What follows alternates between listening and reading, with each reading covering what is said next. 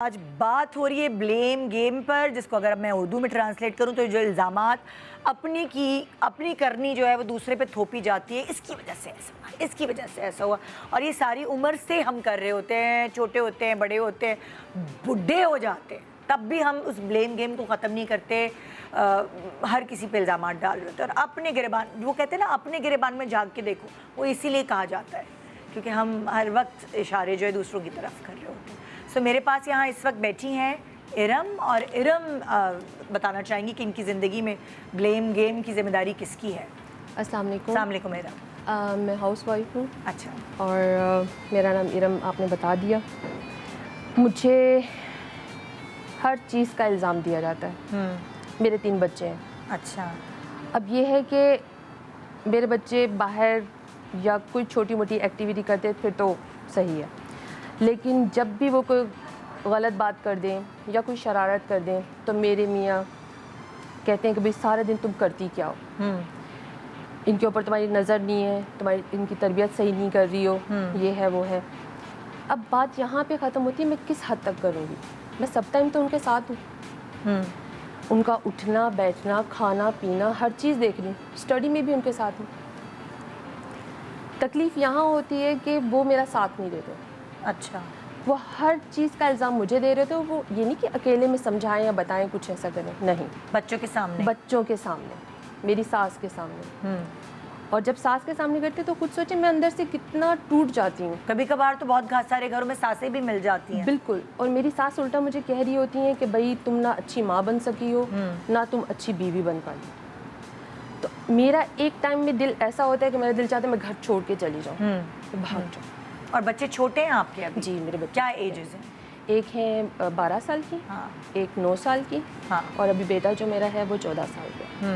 لیکن بچوں کی پڑھائی پہ لے کے بات ہوتی ہے، بچوں کی پڑھائی پہ اگر بات ہوتی ہے تو جی ان کا اگر رزلٹ آتا ہے نا تو وہ ان کا رزلٹ نہیں ہوتا، وہ آپ کا میرا رزلٹ ہوتا ہے۔ ہر گھر کی کہانی۔ بالکل بالکل۔ وہ مجھے کٹہرے میں اس طرح سے لا کر کھڑا کر دیتے ہیں کہ جیسے آپ سمجھے کہ ابھی مجھے سولی پہ ٹانگ دیا جائے گا۔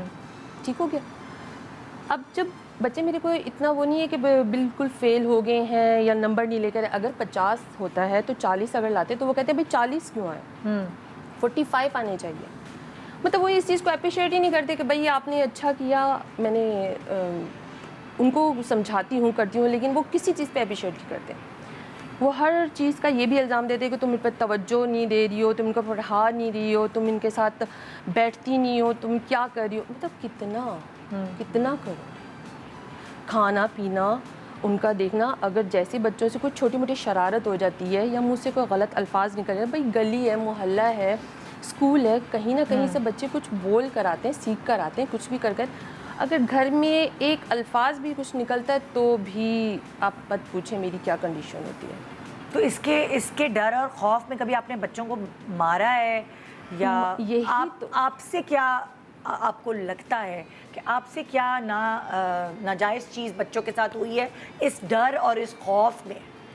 مجھے تو ڈر خوف یہی ہے کہ مجھے ہی نہ کہیں گھر سے نکال دیں، اس وجہ بالکل، کیونکہ میں اس چکر میں اگر مارو زیادہ سختی کر لو تو بھی میں اس میں گنی جاتی ہوں کہ تم بدتمیز ہو، یہ ہے وہ ہے، کیونکہ میری ساس کی بھی ماشاءاللہ کوئی میرا ساتھ وات نہیں دیتی، ان کی بھی زبان ہے، پھر وہ ایک پورا شام میں چیپٹر کھول لیتی ہیں کہ بھئی یہ ہے، یوں ہے، ایسے ہے، اگر نہیں کرو تو کہا جاتا ہے جی توجہ نہیں دے رہی، تو مطلب میری ذمہ داری میں کوئی جہیز میں تو نہیں لے کر آئی نا، ان کی بھی ذمہ داری، وہ آتے ہیں ٹی وی دیکھنا شروع کر دیتے ہیں، یا بچوں کو کبھی پاس نہیں بٹھایا، ان کو بلا کے نہیں پوچھا بیٹا آج کیا پڑھا کیا ہے، تو اپنی ذمہ داری کو وہ کاؤنٹ نہیں کرنا، ہر چیز کا الزام مجھ پہ دینا۔ دیکھیں پرابلم یہ ہے کہ جو یہ الزام تراشی کرتے ہیں نا، ان کو یہ آئیڈیا نہیں ہوتا کہ وہ اس انسان کی مینٹل ہیلتھ کس طرح خراب کر رہے ہیں، اور وہ جس کی مینٹل ہیلتھ خراب ہوگی، جو ماں ہے، وہ یو کی ناٹ، لائک وہ کہتے ہیں نا، یو کی ناٹ پور فرام این ایمٹی کپ، وہ اگر ہیلدی نہیں ہوگی مینٹلی تو وہ بچوں کو کس طرح ریز کرے گی۔